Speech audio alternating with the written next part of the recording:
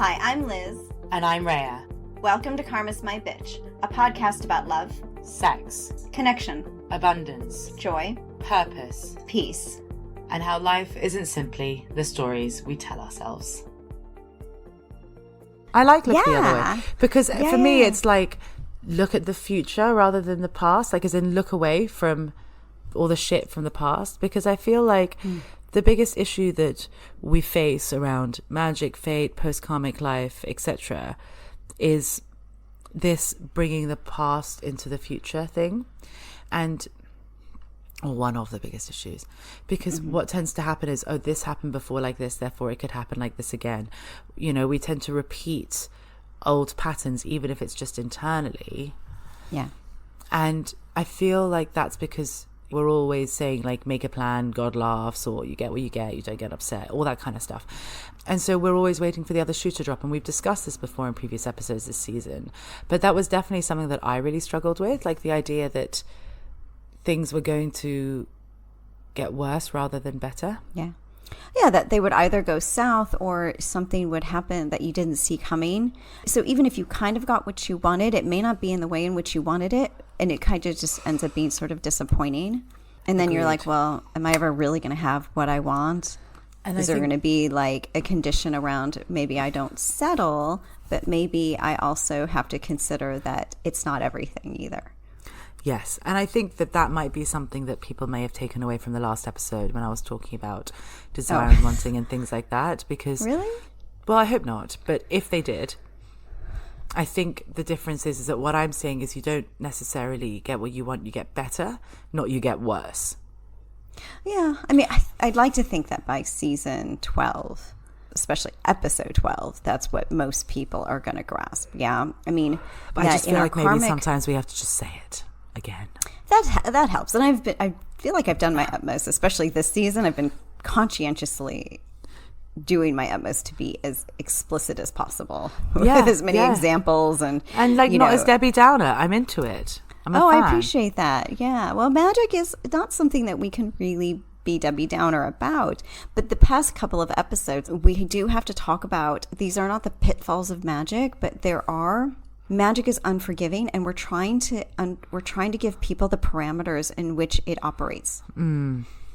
And it's not that when things don't go away, we just tell ourselves that we can't have it all, because by the time we get to magic, that's not the case. Exactly. That's only the case in your karmic reality. Yeah. When you're not good enough to have it all, and you don't even understand what all really is. Well, yeah. I mean, I don't when you cry about the all, but yes, I know what you mean. That's fair. But as we said, the true definition of magic is all is possible. Exactly. And I feel all those words are very purposeful. Very much so, as we know. So we understand that there's so much more at play than we can possibly grasp, especially in our limited consciousness. When we're in our karmic reality, and even in our immediate post-karmic reality, we really may not have the full picture by then. We could be operating from our fate. We could be applying trust and really watching things unfold.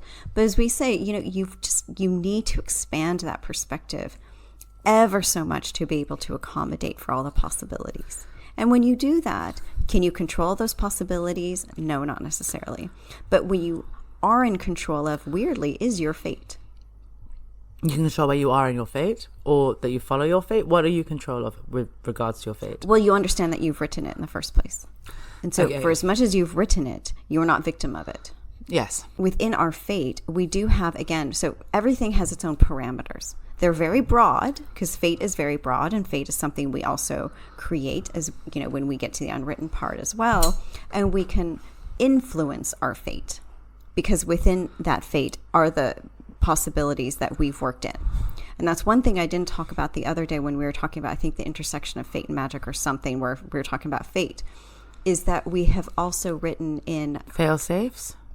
Yes, exactly. Thank you. And it's funny, I was thinking about that after we recorded that episode, how I didn't talk about fail-safes. And fail-safes are not the, this didn't work out, so then I have to have this instead. We always have to account for the fact that we're still living in a free will universe. People are still operating within their karmic realities. People are still operating within perceived limitations in such a way that we have to make sure that we get what we came for. Okay. So if I was reliant on this person showing up to be able to give me, offer me, teach me this, and they don't show up, I cannot be hosed. And I guess that's how we can be okay with not knowing everything, because we know our lives in the larger context. So the details really aren't that important. It's more just that I know I'll get what I need in order to get to where I need to go.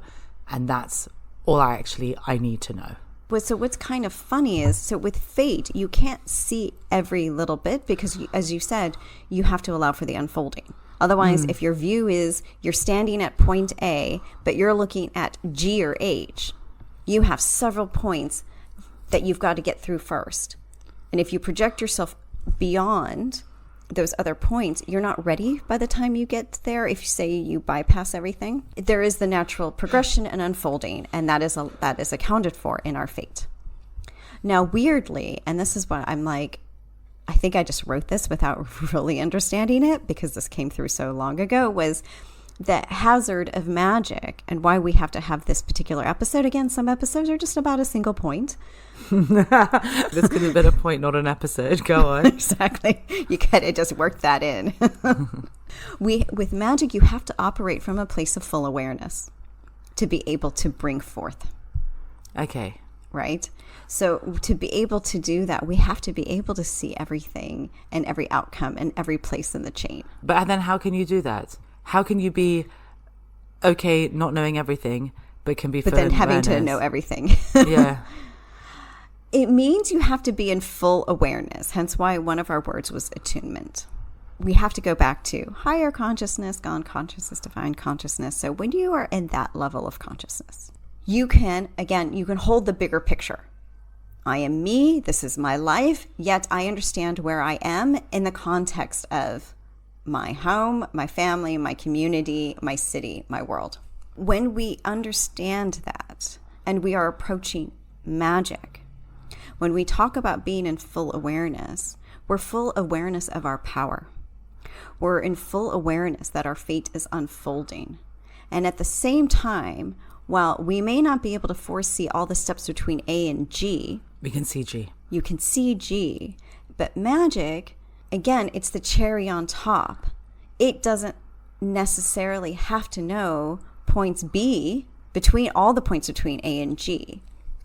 As in, it doesn't have to have everything, but it has enough information that it can pull, that it doesn't quite matter. I know, I've been speaking a lot with my hands this season. I was like, I don't really know what to do with that, but okay, go on. Fate, in particular, those points, again, those matter for your unfolding. They don't matter for magic. Okay. Magic is almost like you have like high level awareness. So when we're saying that you have to know every piece in the chain and you have to be able to see every outcome, that's from the magic level, that's not from the fate level. So it's a bit like when we were talking a couple of episodes ago about the party. You know that you need the DJ, you know that you need the music, you know that you need the bar, you know that you need the people, right? So you can see yes. all the different pieces that you need to bring together. Mm-hmm. What you don't know is what's going to happen before that party or what's going to happen after. You don't know the outcome of the party, but you know the elements that are needed for the party. Well, you do know the outcome in a magic way. Again, you have to actually know the outcome, which is a great, fun, but you don't know what else that could mean for your precisely. life. You don't know how that fun is going to. I don't want to have to use this word, but you don't know how that fun's going to manifest specifically. But you are going to know. So it's the awareness of the big, yes, piece. Without having to know all the little steps. But that's the thing, we talk about that when it comes to like psychic stuff. Even if you can see something about your fate, and in the last episode I talked about bringing stuff in from your fate, right? Mm-hmm. Or a psychic can tell you something. But until you have that context for it, you won't fully understand it. And that context is hindsight. So you can't, like, if let's say someone said to you, I don't know, like you will have the perfect sandwich. You can't you may just think, oh, the next time I have a sandwich it'll be perfect. What maybe you can't tell is that you were at a farmer's market one day and you saw really yummy bacon, and then the next day you were at the supermarket and they had your special cheese, and you know the bakery had decided a new one-off bread, and So you were picking up all those things along the way. So when it comes time to having the perfect sandwich, it may have not been when you thought you were going to have it. It may not even be the sandwich you thought you were going to have, but it is the perfect sandwich. It may not have sandwich. come together the way you thought it would. Exactly. But when you sit because we down thought and- maybe it would be served up to us. Exactly. But when you sit down and you take that bite of that sandwich, you're like, oh my gosh, this is the perfect sandwich. They were right. I never could have seen how this would have come, but they were right about the sandwich. It's that. Yeah, and I made it myself. The key. Exactly. And that's kind of the key, I think, when it comes to like also dealing with prophecies, psychics, all that kind of stuff, is that you never fully understand what they mean until they've happened. And trying to shoehorn a reality you don't know yet into a prophecy or a psychic moment or anything else like that will often leave you disappointed or just cynical. But if you just let your life unfold, and look at it as just the markers that you hit something right along the way, then I think that actually works much better. When it comes to magic, everything that's happening is an expression of our fullest desire. And that's what we're fully aware of, which is pretty much what you were saying with your sandwich analogy, which I thought was perfect. Thanks, I'm very good at sandwiches. It actually made me hungry for a sandwich, too. I was like, oh, that sounds really good. So that's why in our previous episode, we talked about the significance of connecting to our desires and how love plays into that. We cannot possibly magic anything if we cannot grasp our desire to its deepest existence. So we have to be able to know something from its core on out. And even if we don't understand how it's going to appear on the surface. Because what happens is, and this is what you said, one of the pitfalls of manifestation is people are very surface outcome oriented. When it comes to magic, it doesn't work that way. Magic is experiential. It is not necessarily outcome based. Just I mean, makes outcome things being easier fun, and exactly, fun and all the rest or of it, but light, that's it. but it cannot be specific. Because otherwise, you're kind of negating part of that desire. Because desire is so broad, we can't narrow it. When it comes to magic, we have to allow and give space for it to appear. And that's one of the reasons why we've said that magic is unforgiving. Because if you try to manipulate, if you try to skew it all, it kind of, I wouldn't say it blows up. It's not like karma. It just doesn't work. So I guess it's that weird nuance of holding a bigger perspective, Yeah. but also remaining open-minded at the same time. Yes. It's a bit like going back to the birthday party analogy. My deep desire is to see all the people I love in one room having a great fucking time Yes. with me. And I know that can happen. So I have to put in all the pieces that are going to facilitate that. And I might not know where I'm doing it. I might not know what songs are playing. I might not know what food we're serving. But I know that ultimately there will be a moment, because it's a now moment, that I will look at the room and I will just feel utterly content. And happy and pleased and having And all fun those and things. all of this stuff, right? Yeah. This is really that, as you said, it's nuanced. This is an important distinction of you need to have the bigger picture to allow for those possibilities, right? How everything that we will conjure will appear as we most desire it. But you also need some of the smaller details, not minute bullshit, the minutia of like, I'm looking for a person and they have to be this tall and have dark hair. And it's not those particular details, but it's the, as we said in that birthday party analogy, which is the analogy that keeps on giving. It's for me, the elements of a fun birthday party have three things: Yes. the music, the food, and the people. Yes. So when we're trying to grasp magic, it's not about something happening behind the scenes or looking one way so something can manifest when we're distracted.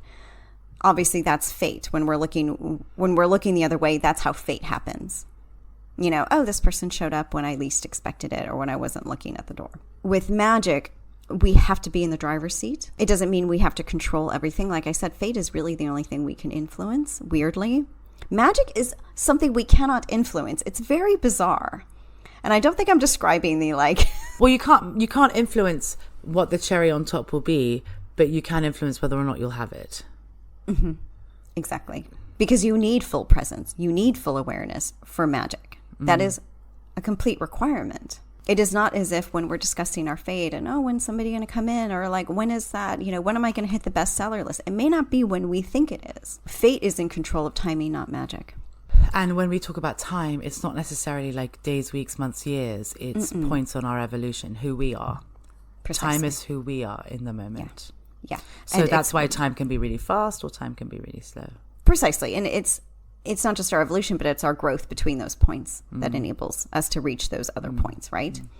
So fate you can influence, magic you cannot. Magic you have to be in the driver's seat. Fate you are naturally, but you're also kind of going along the ride. So because this is an intersection of fate and magic, that is why it has its own episode, yeah? But if you think about it, it's a bit like when we started this podcast. We didn't know what the fuck we were doing. We didn't know at the time that we were going to write books. We didn't know that we'd have this many episodes. I mean, I thought we'd get to maybe 100 if we were lucky and then call it. We also didn't know, I didn't know who I would become. You didn't know who you would become.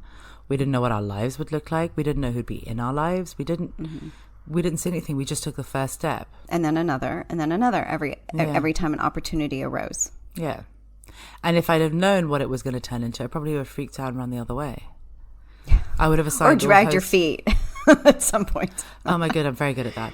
But also, I would have probably assigned like a fuck ton of meanings onto it that weren't necessarily the case and brought in, as we said at the beginning of this episode, the past into it. I probably would have decided I wanted to teach manifestation. You know, maybe I would have taught lowercase love. Like, I had to discover it as I went to become the person who understands things as they are today in order to teach what I do today. And because I teach what I do today, I then can create all the things that come with it. So it's, for me anyway, facilitating our fates is more about who we become. And the way in which you can control that is by choosing to live and by continuing to make choices. Exactly. Whereas Those magic... choices have so much bearing on our fate. Exactly. But not in a way that you make the wrong one and you're hosed, but more in the sense the more you keep making choices, the more you learn, the more time collapses.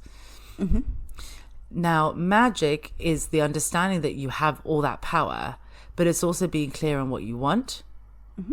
And the thing about magic, though, is you can't make choices. You can't choose how it comes into your life or what choices you're going to make. You kind of just more allow it and be aware of it. Yeah, and because you have to allow it to be as broad as possible. You cannot narrow it to certain possibilities. And all the time that we're doing all of this, wiring in a new way of being, learning new things, having super amazing experiences, growing and evolving, as you would say, the more we move towards that experience becoming so normal that we go for more again. Yeah, and that's more and more and more. And that's becoming our fuller divine self. And that is moving us toward bliss. I do have to kind of be able to say that or explain that a bit because it is the B in our name. But if love is running through all of it, don't you win? You win everywhere. But this time we win. Well, we weave capital L love through all of it. But magic follows karma, precedes bliss, because it does bring us to that sort of full-bodied conscious awareness. That full divine self that is capable of experiencing bliss and living from that place, which is pretty fucking amazing. And I wouldn't be surprised if we end up having episodes on the intersection of magic and bliss. Yeah. Just don't be surprised. Well, they share a line in our name. They do, which means there definitely will be overlap. So with magic, we are in the now. We're creating as a result, and we're enhancing our fate lines, our path. So everything just gets better and better. It does. Dare I say, magical. Oh, that's nice.